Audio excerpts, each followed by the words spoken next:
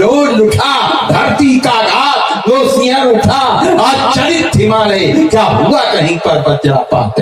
ये भारतीय शांत अभी ताप ताप कर, ये भारतीय शांत अभी ताप ताप कर, ये उठा रहा है रण का चार, आज विश्व रक्षात्र भूमि पर रहा मुझे है कौन पुकार, रहा मुझे है कौन पुकार, बतला दू ना भोले महेश, निजकर सुमनों से ये बाण कर रहा था बंधन, सहसा समाधि भी गई आज, सुन ऋषियों का करुणा क्रंदन, अब देवों के देवाधिदेव भ्रम करो दूर तुमको बंधन, शत शत बंधन शत शत बंधन।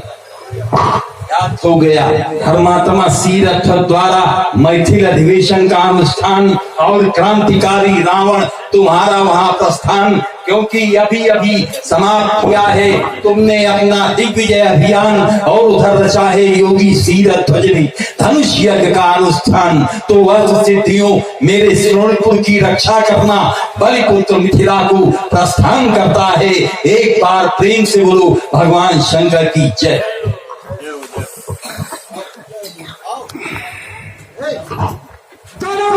सिखाते थे बलवान पुत्र की प्राप्ति हेतु कन्या अर्पित कर जाते थे, और अगर विवाद किया प्राणासुर तो इतिहास रहा, बदलूंगा भूगोल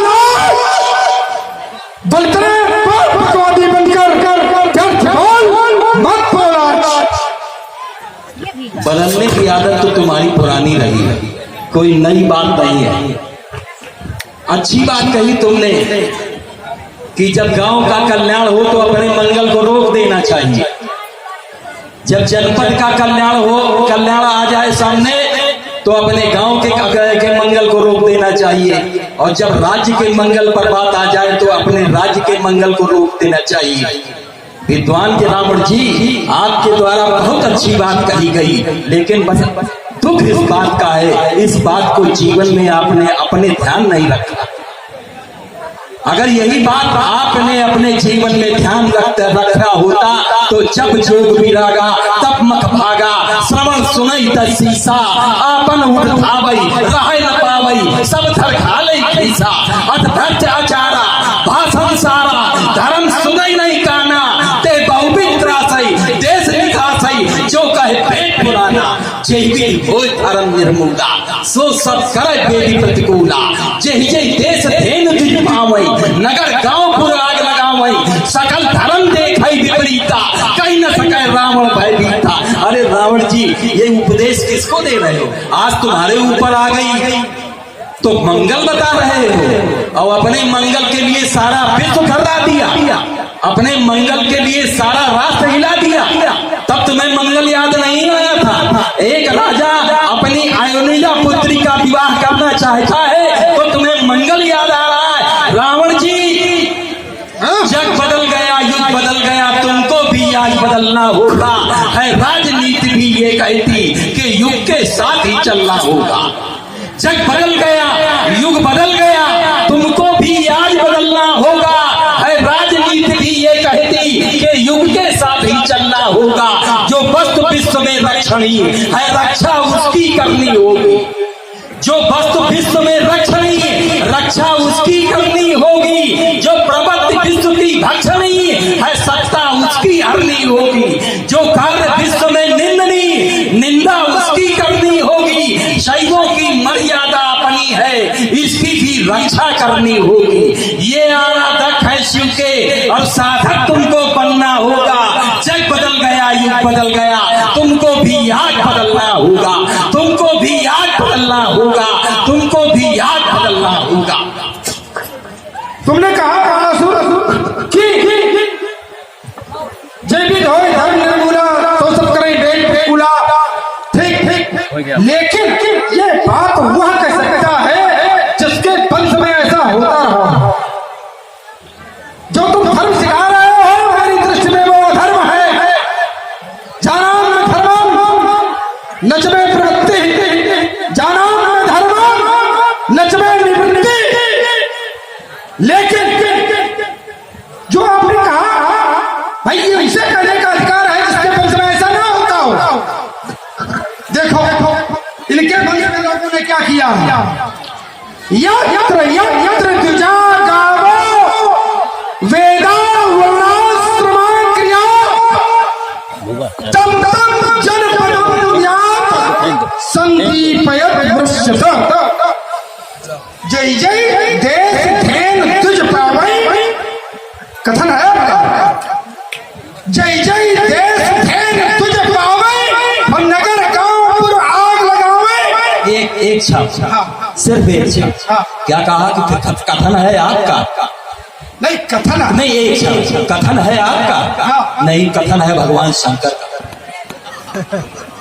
नहीं, आपने अभी प्रस्तुत कथन है भगवान शंकर का, मैंने तो उदाहरण दिया। नहीं नहीं, ठीक है, कथन है आपका, मैं उस कथन पर आपने अपना कथन प्रस्तुत किया, बात तो वही कही। तो यही मैं कह रहा हूं कि तम तम जनपदम यात, आपके वंशजों ने अपने अनुयायियों को यह भी आदेश दिया कि उन जनपदों में जाओ, संदीपयत वृक्षत, उनमें आग लगा दो। यत्र यत्र द्विजा गावो, जहां जहां पर गाय हो और ब्राह्मण हो। तो भाई ये ऐसा कहने का अधिकार है जो न करता हो, जिसके वंश में ऐसा न होता हो, ये तुम्हें कहने का अधिकार है। तुम्हारे वंश में होता है? ये उसको कहने का अधिकार है जिसके वंश में ऐसा ना होता हो। सुनो, हमारे वंश में जो होता है वो हम करते हैं। हमने तो कहा ही नहीं। बात इतनी है, तुमने कहा कि जनपद का मंगल हो तो अपने घर का मंगल त्याग देना चाहिए, राज्य का मंगल हो तो अपने उसका त्याग कर देना। ये उदाहरण तो तुमने दिए थे, हम तो तुम्हें सिर्फ इतना बता रहे हैं कि इतना तो तुम कर चुके हो। अब मंगल की बात करना तुम्हारे लिए बेकार है। अब मंगल की बात न करो, अब बात करो बुद्ध की। अब मंगल की बात न करो, बात करो बुद्ध की। रावण जी सुनो, अति स्पष्ट बात ये लगती कि हो शांति नहीं, तुम क्रांति चाहते और अधिक रक्षा के निमित्त इस मिथिला में विद्रोह चाहते। तो रही चुनौती आज हमारी, और क्या कहूँ तुमको, मैथिली स्वयंवर रक्षा हित स्वीकार युद्ध भी मुझको। सबसे सबल तथापि आज तुम सबसे अबल पड़ोगे, होगा क्या परिणाम सोच लो। यदि तुम आज लड़ोगे, तुम निर्माण नहीं कर सकते तो फिर क्यों नाश करोगे? जीवन देकर जियो, मार कर क्या तुम नहीं मरोगे? तेरे बाबा ने कभी किसी को दिया चुनौती? जो तुम्हें चुनौती दे रहे हो, देवान हार गया अपनी समझी धरती पर ठहरोती, उसको दे बताओ सुनने कि उसकी स्वीकार चुनौती तुम क्या धरती पर करने आए? अपने ही तुम्हारी यहाँ भक्ति, तेरे हजार पचतंडों की, तेरे हजार पचतंडों की हम होली आज चला देंगे। ज्वाला के जलते अंगारों पर हमें बांट खा देंगे। तेरी बड़ रक्षा कराल हम क्षण में फंसा देंगे। जन्मा धरती पर वीर नहीं जो अपमान बाण का कर जाए, जन्मा वो माँ का लाल नहीं जो अपमान बाण का कर जाए। है जग में निर्मित वो सत्य नहीं, है जग में निर्मित वो सत्य नहीं जिससे पद मेरा हो जाए। इस अजिगों की रक्षा के लिए तुम्हें, इस अजिगों की रक्षा के लिए तुम्हें ओखली में सर देना होगा, और मुझे मारने के लिए तुम्हें अभी दूसरा जन्म लेना होगा।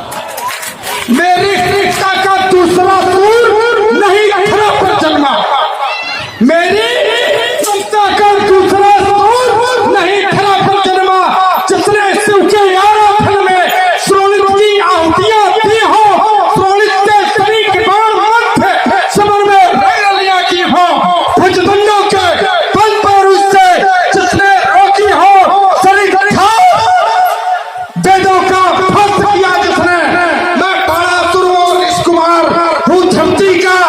धरती का सौभाग्य मेरी समझा का दूसरा नहीं खड़ा। कुछ अनुबंधों का, संबंधों का, प्रतिबंधों का है ध्यान मुझे। बहुत सही। कुछ अनुबंधों का, संबंधों का, प्रतिबंधों का है ध्यान मुझे, अन्यथा पराजय का टीका मस्तक पर आज लगा देता और छीनता तुम्हारा लोहा लंगड़ इस मिथिला से मार भगा देता। त्रिभुवन में अखिल भुवन में मैं, त्रिभुवन में अखिल भुवन में मैं, ना रखता अपना सानी हूँ, बलिदानी बलि का लाल और मैं स्वयं महाबलिदानी हूँ। भटमानी दैत्याधीशों का खड़ा मैं पानी हूँ, संसार जानता है मुझको गुरु शंकर का वरदानी हूँ। ओ लंका के विद्वान तुम्हें मैं देता हूँ सम्मान, नहीं तो पानी आज मंगा देता और छीनता तुम्हारा आड़ा ठाड़ा इस मिथिला से मार भगा देता। परिनंदन तो बाण विवेकी निर्विवेक का हरण कर गए, जिधर बहे पर उधर छड़ा पर सीमा का अतिक्रमण कराए गए। आज अपने कारी थू कर भीषण ज्वाला चहक उठेगी, ये चट्टान चिरती चंद्रहास, ये खलवाला सी चमक उठेगी। मैथिली अधिवेशन में भीषण उल्का पाप करेगी, ये बाण तुम्हारे पक्षस्थल पर अंगारा भात करेगी। ज्वालामुखी साल फूटेंगे, ज्वालामुखी साल फूटेंगे, यदि तूड़ीरों से तीर कर गए। बलिनंदन तुम बाण विवेकी निर्विवेक का हरण कर गए, जिधर बढ़े पर उधर खड़ा पर सीमा का अतिक्रमण कर नहीं सकी कोई चंद्रहास जब सहस भाव से युद्ध हुआ। रावण जी कर नहीं सकी ये चंद्रहास कुछ जब सहस भाव से युद्ध हुआ। बाली ने कांख दबाया था तब संपूर्ण पराक्रम मस्त हुआ। इस दैत्यवंश इस चंद्रहास की कौन कहे, इस चंद्रहास की कौन कहे, तेरी भी हुई बुढ़ौती है लंकेश तेरी ललकारों की, मुझको संपूर्ण मनौती है, मुझको संपूर्ण मनौती है, मुझको संपूर्ण मनौती है। नमस्कार, आप हैं कानपुर शैली की रामलीला के ख्याति प्राप्त वाणासुर अभिनेता पंडित निशिकांत दीक्षित। अशोकनगर कानपुर के मूल निवासी पंडित निशिकांत दीक्षित ने 12 जून 1976 को अशोकनगर से ही वाणासुर का अभिनय प्रारंभ किया था। तब आपकी आयु लगभग 17 वर्ष थी। वाणासुर अभिनय की प्रेरणा आपको ख्याति लब्ध वाणासुर अभिनेता रहे यश शेष पंडित महेश कुमार मिश्र का अभिनय देखकर मिली थी। इससे पूर्व दीक्षित जी अशोकनगर में प्रतिवर्ष 2 अक्टूबर को मंचित होने वाली धनुष यज्ञ लीला के आयोजक मंडल के सक्रिय सदस्य थे और रामलीला से गहरी रुचि रखते थे। अपनी इसी रामलीला में जब आपने तत्कालीन बहुचर्चित रावण अभिनेता पंडित योगेंद्र त्रिपाठी एवं वाणासुर अभिनेता पंडित महेश कुमार मिश्र का संवाद देखा, तब आपकी अभिनय के प्रति रुचि बढ़ी और आपने इस दिशा में प्रयास प्रारंभ किया। इस हेतु दीक्षित जी ने सर्वप्रथम ख्याति प्राप्त रावण अभिनेता यश शेष पंडित राम प्रकाश त्रिपाठी और फिर वाणासुर अभिनेता यश शेष पंडित महेश कुमार मिश्र से साहित्य एवं मार्गदर्शन प्राप्त किया। जिन लोगों ने भी महेश जी का अभिनय देखा है, उनके अनुसार दीक्षित जी के अभिनय में पंडित महेश कुमार मिश्र के अभिनय की स्पष्ट छाप दिखाई देती है। इसके बावजूद पंडित निशिकांत दीक्षित ने श्रेष्ठतम अभिनेता के रूप में ख्याति अर्जित करते हुए अपना एक अलग स्थान बनाने में पूर्ण सफलता प्राप्त की। वर्तमान समय में शायद ही कोई वाणासुर अभिनेता ऐसा हो जो दीक्षित जी की शैली और साहित्य का अनुकरण न करता हो। संपत्ति विभाग नगर निगम कानपुर के वरिष्ठ लिपिक पद से फरवरी 2021 में सेवानिवृत्त पंडित निशिकांत दीक्षित ने बीते कुछ वर्षों से अभिनय करना कम कर दिया है। अब आप केवल प्रतिष्ठित आयोजन समितियों के विशेष बुलावे पर ही अभिनय करने जाते हैं। प्रस्तुत है पंडित निशिकांत दीक्षित से उनकी अभिनय यात्रा एवं रामलीला के विभिन्न संदर्भों पर 7 अप्रैल 2016 को हुई विस्तृत बातचीत। निशिकांत दीक्षित पिताजी का पुत्र स्वर्गीय ओम प्रकाश दीक्षित जी, निवास अशोकनगर 11/344 अशोकनगर कानपुर। अच्छा, रामलीला में शुरुआत कब से किया आपने? 12 जून 1976। 12 जून तारीख भी याद है आपको? सहयोग नहीं, प्राय लोगों को तारीख याद नहीं रहती कब किया था। अब कहाँ से संयोग बना रामलीला में, रुचि कैसे पैदा हुई? सबसे पहले हम लोग रामलीला का कार्यक्रम अपने मोहल्ले में कराते थे यहीं पर? 2 अक्टूबर को जी। और कराते कराते अभिनेताओं से परिचय हो गए जी। और परिचय के बाद एक समय की बात है कि एक मंच पर अभिनय चल रहा था जी। तो रावण बाणासुर का अभिनय प्रारंभ हुआ था, तो वो देखने हम लोग भी गए थे। जी।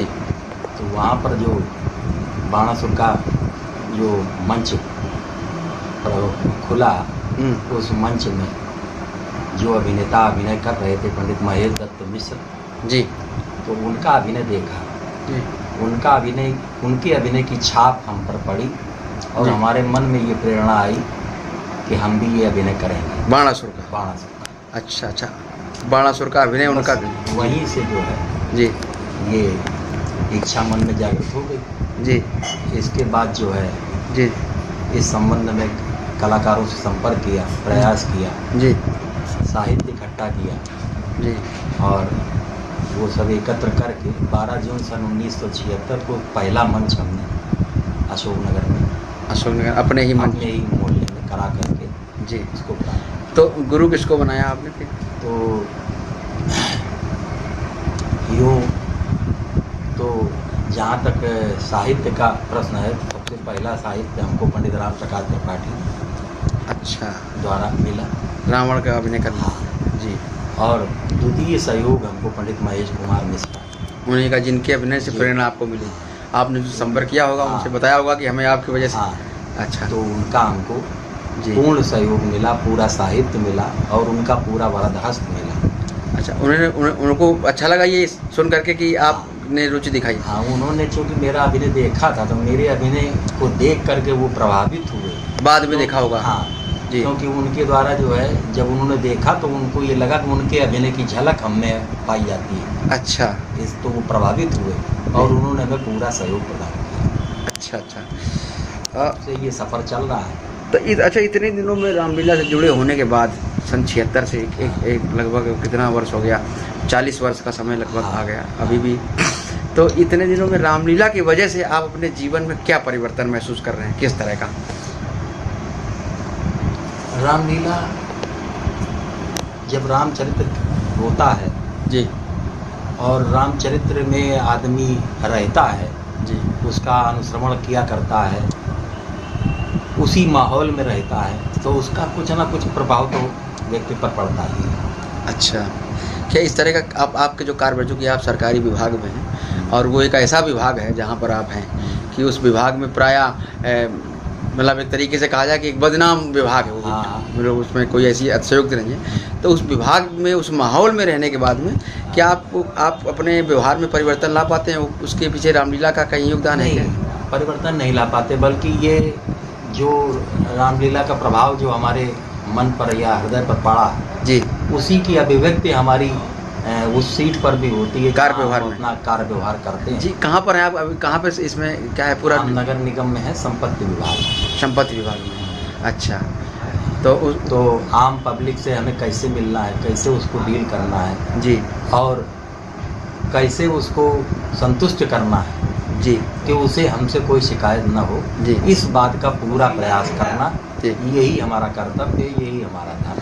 अच्छा, चूँकि एक राम जैसे आदर्श चरित्र को आपने नज़दीक से देखा है, आपने पढ़ा है उसके विषय में, तो नज़दीक से देखना चाहेंगे उसको।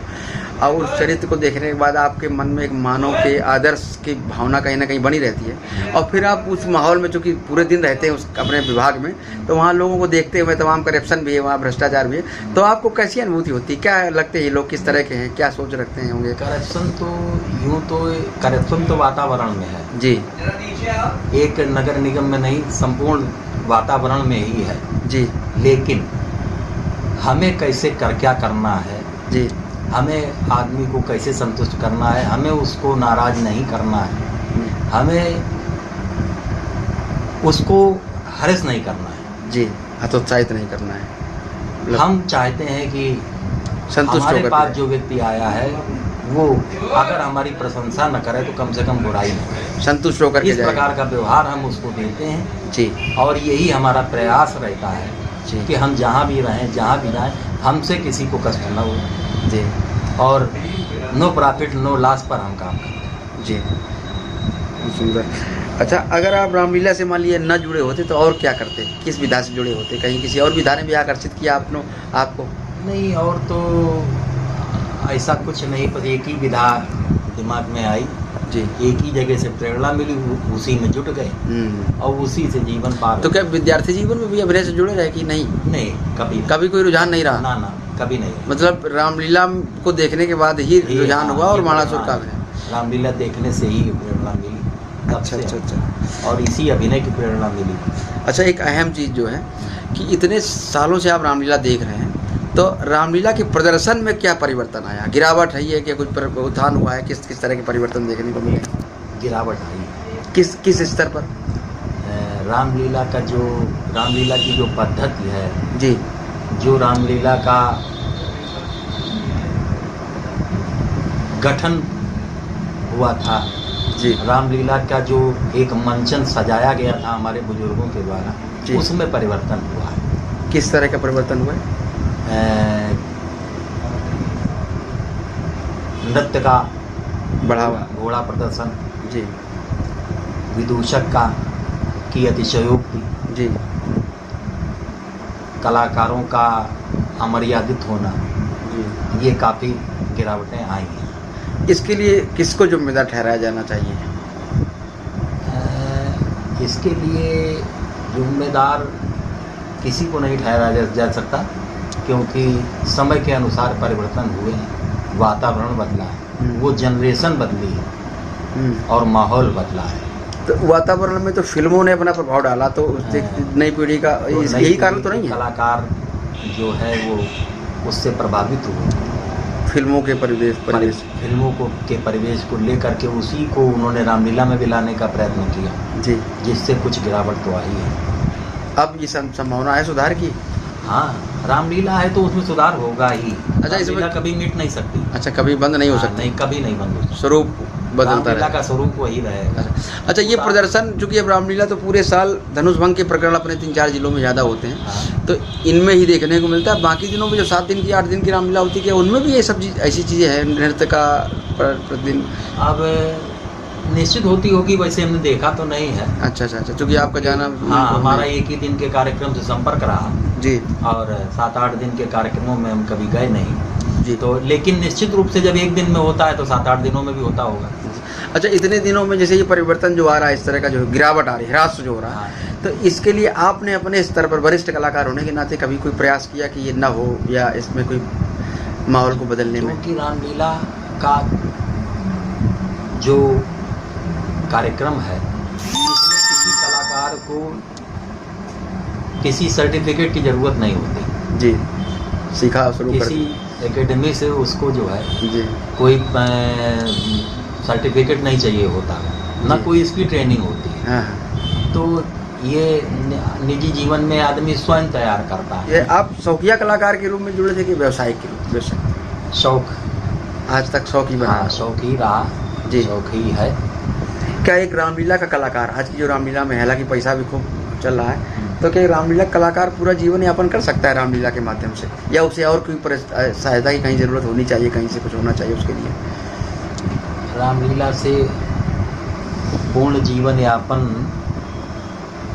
तो संभव नहीं है, लेकिन व्यक्ति जो जिस उसमें ढल गया है वो जी भी रहा है। अच्छा, तमाम कलाकार हैं जिनके पास कोई और साधन नहीं है, केवल रामलीला ही कर रहे हैं और जीवन यापन कर रहे हैं। उन्होंने अपने को सीमित कर लिया है, उनका अपना एक उनकी सीमा रेखा है जिसके आधार पर वो चल रहे हैं, उनका भी जीवन कट रहा है। तो एक स्थिति के बाद फिर जब इनके कार्यक्रम नहीं होते तो ऐसे कलाकार फिर क्या करते हैं जीवन में? ऐसे कलाकारों का निश्चित रूप से भविष्य जो है वो अच्छा नहीं होगा, मतलब कहीं ना कहीं उनको अभाव। तो उसके लिए क्या होना चाहिए ऐसे कलाकारों के लिए? ऐसे कलाकारों के लिए अगर कोई सरकारी अनुदान हो, सहायता हो, उनके वृद्ध होने पर उनके जीवन यापन के लिए कोई व्यवस्था हो जी, तो ये रामलीला का एक अच्छा प्रतिफल होगा सरकार की ओर से। जी। रामलीला क्या सामाजिक परिवर्तन लाने में सक्षम है? अवश्य।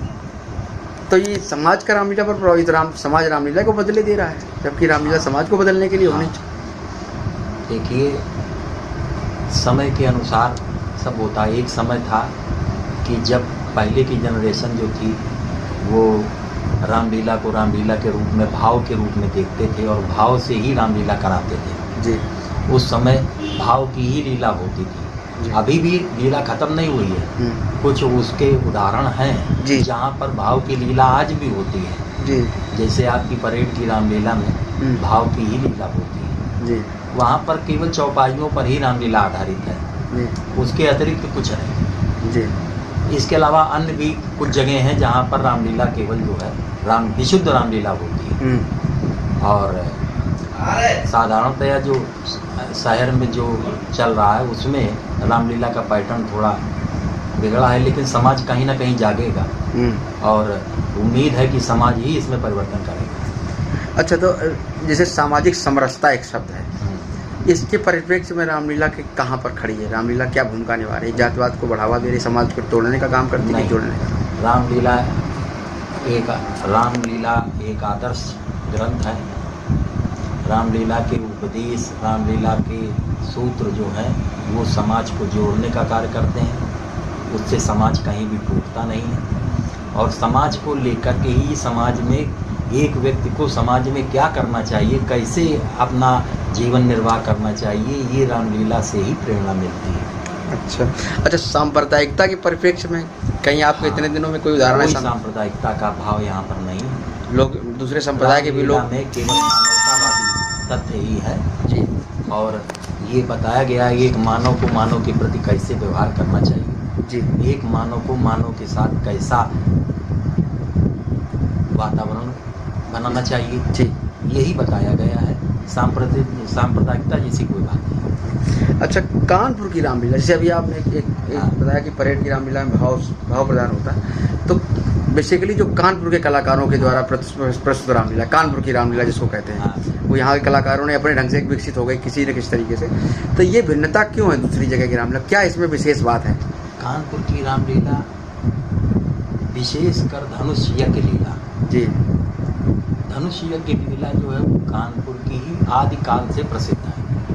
मतलब जहाँ तक हमारी समझ है, जहाँ तक हमारी जानकारी है जी, जब हम इतिहास उठाकर देखते हैं तो धनुष यज्ञ लीला का कानपुर से अच्छा कहीं पर भी स्थान नहीं है। जो कलाकार, जो अभिनेता कानपुर ने दिए हैं, धनुष यज्ञ लीला के जो पात्र कानपुर में दिए हैं, वो अन्य किसी क्षेत्र से नहीं है।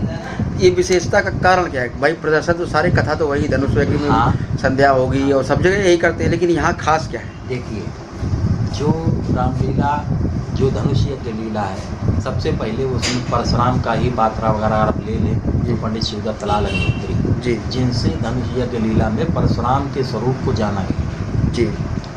पंडित शिवदत्त लाल अग्निहोत्री जी रामलीला के सर्वप्रथम परशुराम अभिनेता थे, जिन्होंने, जिनका नाम, जिनका कार्य, जिनका प्रदर्शन पूरी रामलीला क्षेत्र में सर्वप्रथम, सर्वश्रेष्ठ रहा जी। और उन्हीं आज पंडित शिवदत्त लाल अग्निहोत्री को परशुराम के नाम से, परशुराम माने पंडित शिवदत्त लाल पर्याय बन गए थे। ऐसा पर्याय बन गया। अच्छा। इसके बाद पंडित कृष्ण मुरारी त्रिपाठी जी, पंडित गोरेलाल त्रिपाठी जी, पंडित प्रेम नारायण चतुर्वेदी जी, पंडित शिव कुमार मिश्रा, पंडित कल्याणी प्रसाद वैद्य जी, पंडित राधा किशन वैद्य, पंडित श्री कृष्ण त्रिपाठी चिल्ली वाले आदि परशुराम अभिनेता, जिन्होंने रामलीला के गौरव को ऊंचा किया। तो इसका मतलब रामलीला को जो कानपुर की रामलीला को विशेष स्थान प्राप्त है, वो परशुराम अभिनेताओं की देन है।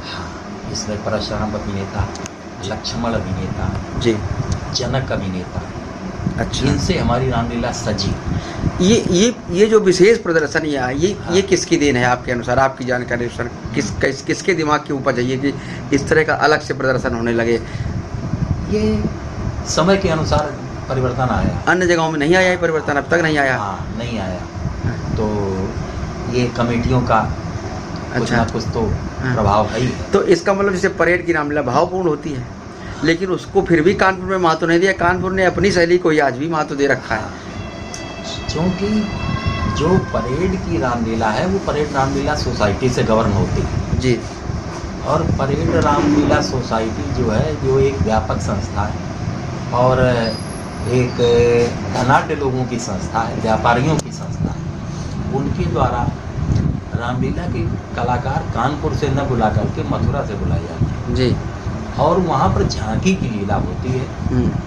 और तो जितना सभ्य समाज है या धनाढ्य समाज है जो वो वहाँ पर जाता है और उसकी वो सुचारू रूप से व्यवस्था भी करते हैं। अच्छा देखिए, जो शहर में जो रामलीलाएँ होती हैं वो कमेटियाँ कराती हैं, लेकिन हर कार्यक्रम जो है बड़े व्यापक तौर पर नहीं होता, एक छोटे लेवल से होता है, मोहल्ले वाइज होता है। तो मोहल्ले वाइज में उतना विशेष कार्यक्रम नहीं हो पाता है जी। तो या चाहे यूँ कह लीजिए कि उसमें इतने अच्छे लोग नहीं जुड़ पाते हैं और जो लोग जुड़ते हैं तो वो अपने स्तर से जितना कर पाते हैं उतना ही कर पाते हैं। लेकिन परेड की रामलीला एक व्यापक रामलीला है नहीं तो इसका और वर्ष में एक बार होती है। नहीं, इसका अर्थ ये हुआ कि अगर अन्य कमेटियां भी उतना धन खर्च करने की स्थिति में आ जाएं तो क्या उन कमेटियों को भी वही मथुरा के कलाकार बुलाएंगे, वो भी कि कानपुर अन्य के कमेटियाँ यदि एकजुट हो जाएं, हाँ अन्य कमेटियाँ एकजुट हो जाएं, अगर परेड रामलीला की तरह जी और वर्ष में एक बार करावें, एक स्थान पर करावें, तो निश्चित रूप से उसी प्रकार की रामलीला हो सकती है, अच्छी रामलीला। नहीं, हमने हमारे कहने का मतलब ये रहा कि जैसे मान लिया जाए अगर परेड की रामलीला की तरह किसी भी एक कमेटी के पास, वो भी एक कमेटी है, एक कमेटी है, ऐसे किसी भी एक कमेटी के पास उतना ही धन हो जाए उदाहरण के लिए, तो क्या वो लोग कानपुर के कलाकारों से रामलीला नहीं कराएंगे, फिर वो भी मथुरा के बुलाएंगे? नहीं, ये आवश्यक नहीं है। ये तो अगर कमेटियों यही मैं में कहा ये भाव बन जाए हाँ तो कानपुर के कलाकार भी वही कर सकते हैं जो मथुरा के कलाकार कर सकते हैं जी। लेकिन चूंकि कोई न डायरेक्शन है न निर्देशन है, जिसकी वजह से हाँ कलाकार स्वतंत्र है। भाई, दो चीज़ें हैं, परेड की रामलीला में कानपुर के कलाकारों की एंट्री नहीं हो पाई, लेकिन दूसरी कमेटियों में मथुरा के कलाकारों की भी एंट्री नहीं हो पा रही है। देखिए ऐसा है कि जो मथुरा के रामलीला है जी वो एक मंडली है जी, और कानपुर की जो रामलीला होती है वो किसी मंडली के थ्रू नहीं होती, फुटकर सब कलाकार वो फुटकर कलाकारों से होती है। और जब फुटकर कलाकार अलग अलग बुलाया जाता है तो वो स्वतंत्र होता है जी, प्रदर्शन करने में वो अपने प्रदर्शन के लिए स्वतंत्र होता है। और जो मंडली आती है तो मंडली में कलाकार डायरेक्शन पर काम करता है। तो चूंकि परेड की रामलीला में जो कलाकार आते हैं वो डायरेक्शन पर काम करते हैं क्योंकि वो मंडली से अनुबंधित होते हैं। इससे एक निष्कर्ष ये निकल करके आया कि वहाँ जो लोग जुड़े हैं उनके पास पैसा तो है लेकिन समय नहीं कि वो रात भर बैठ लें, इसलिए वो सीमित समय में सीमित प्रदर्शन में ज़्यादा से ज़्यादा देखना चाहते हैं। और वो काम कानपुर के कलाकार नहीं कर सकते, वो कर सकते केवल मथुरा वाले जो एक मंडली वाले कलाकार हैं। तो कहीं ना कहीं ये चीज़ आती होगा, दूसरी कमेटियाँ इस पर ध्यान नहीं देती, उनका ये कि समय लग जाए लेकिन प्रदर्शन अच्छा हो जाए। लेकिन हम ये देख रहे हैं इधर कुछ सालों से जी कमेटियों में भी परिवर्तन आ रहा है जी। अब जो अन्य कमेटियां हैं परेड रामलीला को छोड़ करके कानपुर की जो अन्य कमेटियां हैं उनमें भी ये बात कहीं ना कहीं आई है जी। वो परेड की रामलीला को टारगेट करके अब रामलीला कराने का प्रयत्न कर रहे हैं और यहीं के कलाकारों से, हाँ इन्हीं कलाकारों से, कानपुर के ही कलाकारों से वो प्रयास कर रहे हैं कि हम परेड के स्तर की ही रामलीला कराएं। अच्छा, इसके लिए कि कानपुर के कलाकारों ने संयुक्त रूप से कभी कोई प्रयास किया कि नहीं हम लोग भी उसको टक्कर दें या उस तरह के अपने प्रदर्शन में परिवर्तन लाएं, समय की महत्व को महत्व दें, इस तरह का? क्योंकि कानपुर का कलाकार जो है वो यूनाइट नहीं है, संगठित नहीं है, संगठित नहीं है। कलाकार मैंने कहा स्वतंत्र है जी। तो जो स्वतंत्र कलाकार हैं जब वो कहीं यूनाइट नहीं है, किसी संस्था से नहीं जुड़े हैं, तो ना तो उनको बैठने का मौका मिलता ना बात करने का मौका मिलता जी। तो वो अपने ही जैसा वो सोच लेते हैं वही उनके लिए सही वो कर रहे हैं, वही कर रहे हैं। तो इसी से ये विकृति जो उत्पन्न हुई उसका कारण यही है। नई पीढ़ी का रुझान कैसा है बच्चों का? नए बच्चे जो हैं ये रामलीला के प्रति कैसा रुझान ले रहे हैं? नए बच्चे रामलीला में आ रहे हैं और जो मैंने देखा है जी उनमें परिवर्तन आ रहा है जी। जो लोग पहले नृत्य लीला को ज़्यादा प्रोत्साहन देते थे अब उनमें ये भाव आ गया है कि वो उसको कम करा दें। अच्छा, आपके अपने बच्चों ने रुचि ली रामलीला में आपको देख करके कि नहीं? नहीं, हमारे बच्चे तो नहीं आए। अच्छा, रुचि नहीं ले रहे हैं वो। अच्छा, कभी कई बार ऐसा होता है कि जैसे कलाकार घर में है तो वो प्रायः उस तरह की कॉपी करने का प्रयास करते हैं बच्चे। नहीं, क्योंकि ऐसा तो नहीं है। अच्छा अच्छा अच्छा। और अगर आना चाहें मान लो बच्चे आपके कि हम भी पापा ये करेंगे, ऐसा कुछ? ये आने से नहीं होता जी, मेरा अपना ये मानना है कि ये गॉड गिफ्ट है। रुचि पैदा हुई तो होगी, फिर हो हाँ, जाएगी। ये हो जाएगी तो कोई रोक नहीं सकता। मैं अपने से जानता हूँ, मेरे वंश में, जी मेरे परिवार में, मेरे खानदान में किसी ने भी कोई एक्टर का रोल नहीं किया होगा। जी और मेरे अंदर ये प्रेरणा आई, वो भी सन 76 में आई जी। कि मेरे अंदर ये अभिनय करने की जागृति हुई। तो हम ये मानते हैं कि ये गॉड गिफ्ट है, ईश्वरीय प्रेरणा है।